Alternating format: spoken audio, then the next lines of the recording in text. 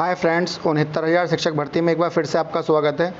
और जैसा कि आपको पता है, ईडब्ल्यूएस रिजर्वेशन के बारे में आज अखबार में भी छपा हुआ है।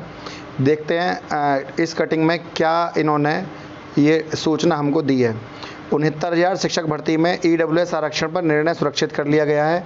आरक्षण प्रावधान फरवरी 19 में तो ना देना संविधान का उल्लंघन है, ऐसा यहाँ पर इसमें लिखा हुआ है। मैं इसको पूरा पढ़ के बताता हूँ आपको। हाई कोर्ट ने 69,000 सहायक अध्यापक भर्ती में ईडब्ल्यूएस श्रेणी में अभ्यर्थियों को आरक्षण की मांग को लेकर दाखिल याचिकाओं पर निर्णय सुरक्षित कर लिया है। न्यायमूर्ति सौरभ श्याम शमशेरी ने इस मामले की सुनवाई की। याचिकाओं के अनुसार 12 मई 2020 को 69,000 सहायक अध्यापक भर्ती परीक्षा 2019 का परिणाम सचिव परीक्षा नियामक प्राधिकारी द्वारा किया गया।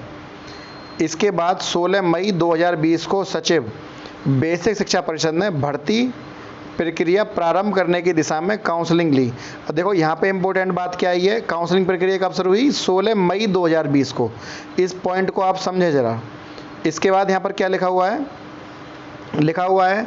भर्ती प्रक्रिया प्रारंभ करने की दिशा में काउंसलिंग के लिए अधिसूचना जारी की गई, लेकिन इस अधिसूचना में ईडब्ल्यूएस श्रेणी के लिए आरक्षण का प्रावधान नहीं था। ईडब्ल्यूएस अभ्यर्थियों ने याचिका दाखिल की।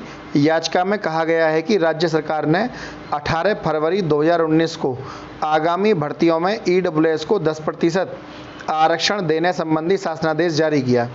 इसके बाद 13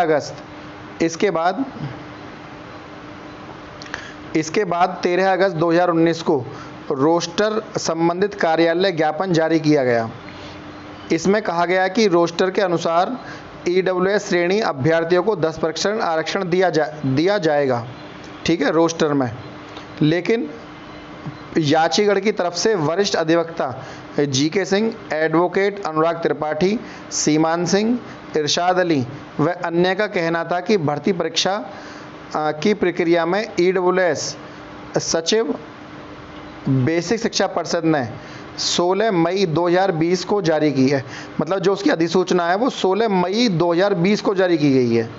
मतलब यहाँ पर सबसे इम्पोर्टेंट बात आपकी समझने की ये है कि ये बात साफ साफ यहाँ पर लिखी रही है कि 16 मई 2020 को ये शुरू हुई है और 18 मई 2020 को गाइडलाइन जारी की।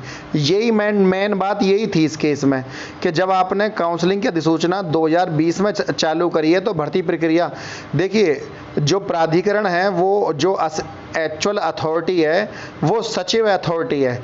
परीक्षा नियामक कोई परीक्षा कराने वाली अथॉरिटी को अधिकार नहीं है आरक्षण देने संबंधी, वो सचिव कार्यालय को होता है।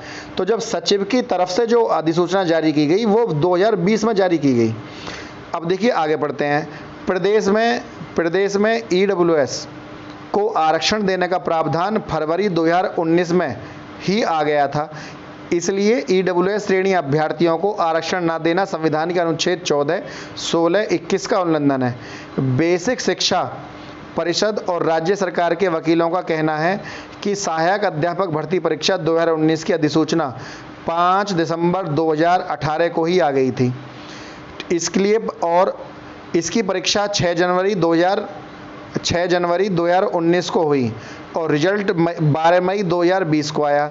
इसलिए यह माना गया कि यह भर्ती प्रक्रिया ईडब्ल्यूएस एक्ट में लागू होने से पहले ही शुरू हो गई थी, क्योंकि ईडब्ल्यूएस एक्ट 31 अक्टूबर 2020 को प्रदेश सरकार ने पास किया था।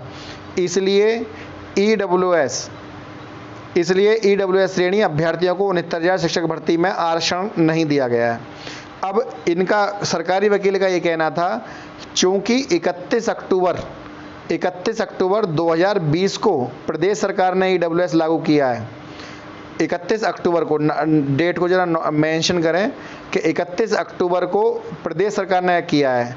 लेकिन यहाँ पर क्या है, यहाँ पर 18 मई 2020 को यहाँ पर काउंसलिंग प्रक्रिया शुरू हुई थी। इसका मतलब है प्रदेश सरकार ने जून, जुलाई, अगस्त, सितंबर, अक्टूबर लगभग 5 महीने बाद प्रदेश में ईडब्ल्यूएस लागू किया। लेकिन इसकी वजह से वायलेशन किसका हो गया? अनुच्छेद 14, 16, 21 का। क्यों? क्योंकि पूरे देश में जहां समान सब चीज़ें होती है ऐसी स्थिति में किसी के मौलिक अधिकारों को छीन लेना वो कदापि उचित नहीं है। अब जो है जज साहब के द्वारा जो भी चीज़ें होंगी ये बताई जाएंगी कि किस आधार पर ये क्या किस और बात रहती है।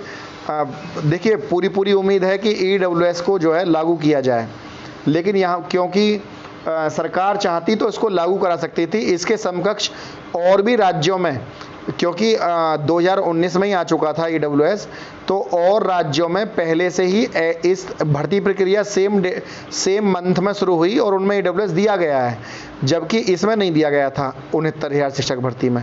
तो ये जो है अपने आप में रिजर्वेशन को लेकर एक बहुत बड़ी चीज़ थी। अब देखिए ये ऊपर जज साहब के ऊपर है वो किस और, लेकिन मुझको ऐसा लगता है कि अभ्यर्थियों की तरफ ज़्यादा सोचा जाए इस भर्ती में, और उसको देखकर ही जो है जज साहब कोई फैसला करेंगे, मुझे ऐसा लगता है। फ्रेंड, ये वीडियो आपको अच्छी लगी तो वीडियो को लाइक शेयर और चैनल को सब्सक्राइब करना ना भूलें। आज के लिए इतना ही। जय हिंद, जय भारत।